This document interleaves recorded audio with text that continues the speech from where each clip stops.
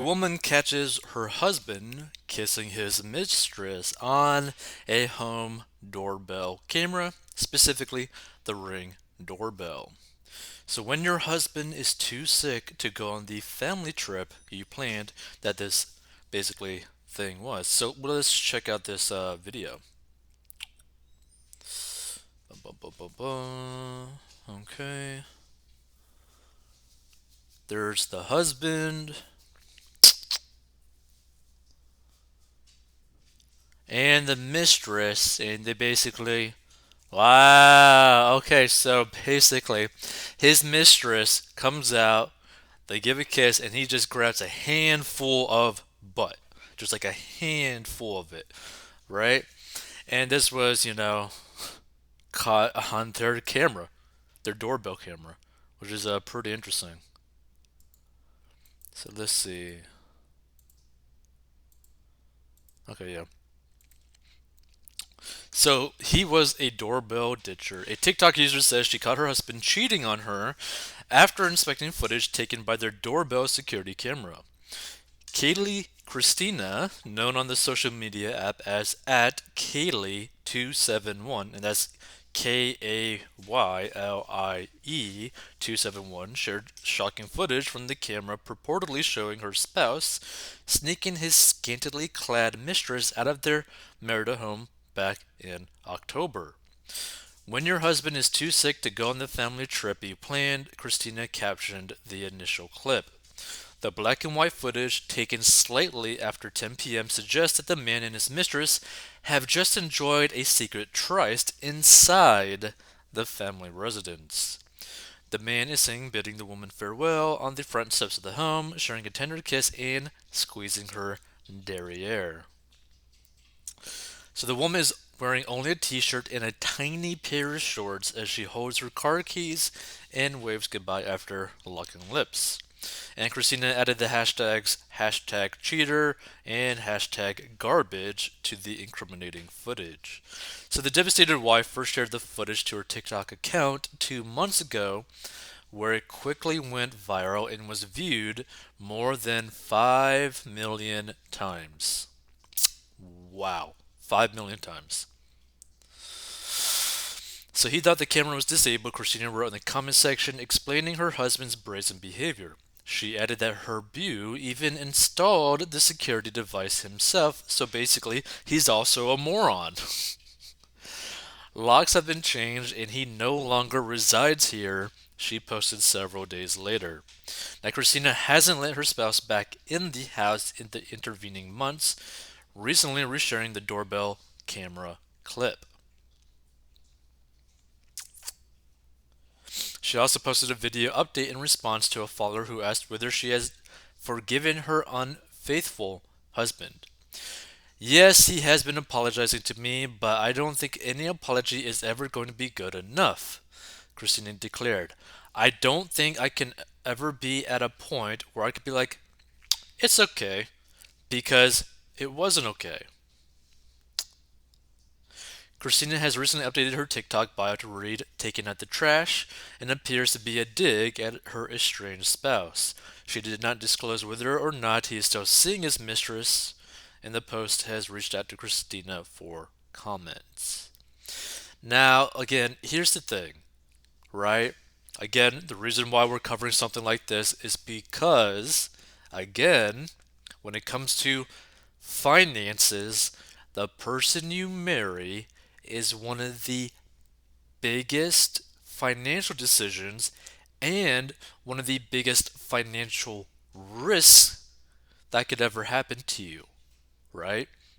Now, in this scenario, it'd be pretty easy and simple if this is all 100% true that she could easily get a divorce and basically get whatever she wants out of the divorce, right? Because he's literally caught on camera. So, this is the thing. If I was in her situation and how would I go about in, reacting to this and dealing with it financially?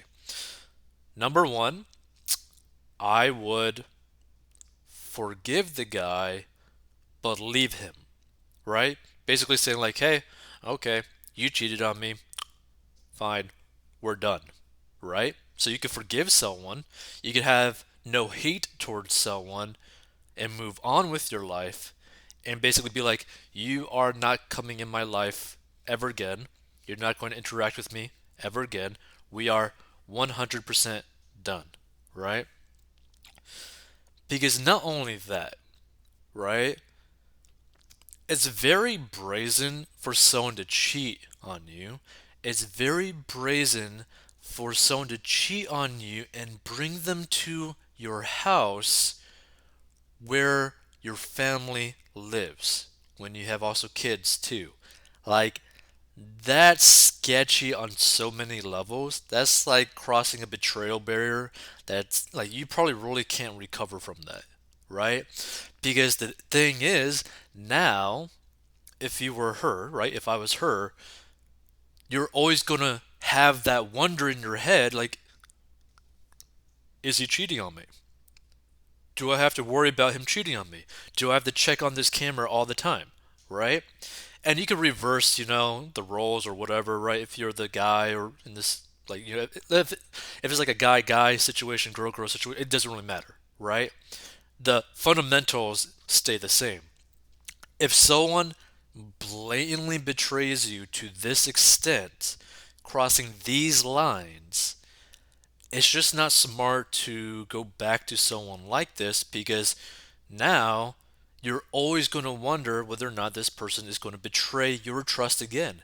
And here's the thing, if there's physical infidelity, right, there's probably also financial infidelity as well, and vice versa. If there's a lot of financial cheating going on, then there's probably also a lot of physical cheating going on, or potentially will be if you don't nip it in the bud as soon as possible.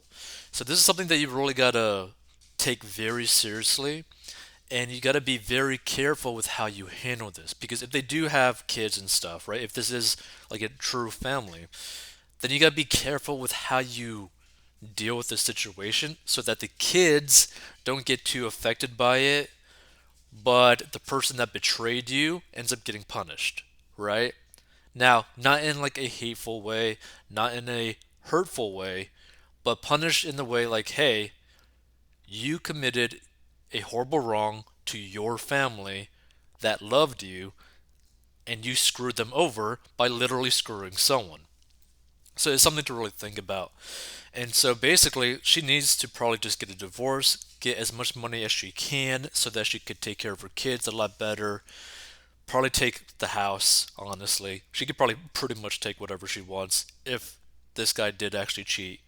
And, based off that video, yeah, it basically happened.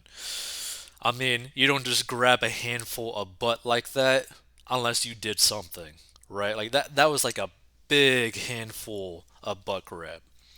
So that being said, she should take everything. And here's the thing.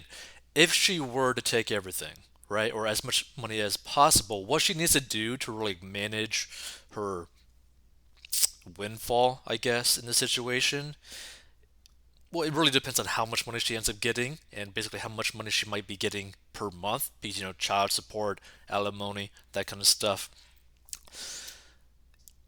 She needs to really factor in her monthly expenses as well. But number one, have like a starter emergency fund, right? I'm talking more like a month of monthly expenses, like your average monthly expenses. Next, try to pay off all of your debt, right? Third, try to create a normal sized emergency fund. Now, this varies depending on your specific financial situation. Like, if you have a very steady job or a very steady source of income, like alimony, child support, then you should go more for like the 3 months because you probably wouldn't need 6 months. Or you could just go to 6 months because, if you have kids, you might want to feel a little bit more safe, a little bit more sturdy with a bigger cash pile just in case something were to happen with your kids or something, that you could just take care of them and all that kind of stuff. After that, start automatically investing for retirement, and then basically do whatever you want after that, but also pay off your house. But the main thing here is that you want like financial stability after something crazy like this and after something crazy like a massive divorce, which would probably happen in this situation. So just keep that in mind, right? Personal finance is personal. There's a lot of ways to go about it, but if you just keep the fundamentals down and basically try to always try to get rid of your debt, it gives you a lot more freedom, a little bit more options to go do different things. So hopefully she's okay and her kids are okay. And it's just really crappy that something like this happened. Feel free to give your thoughts about this and how she should go about dealing with it. And again, that being said, I know I said the comment about like, oh, kind of a reliable source of income, alimony and child support. That's if the person pays, right? There's a lot of people who do not pay their child support payments or their alimony payments and end up potentially going to jail because of that. So that's also a risk as well. But pretty much you could probably take the house. If you want to learn how to get a debt, go to 14bucks.com.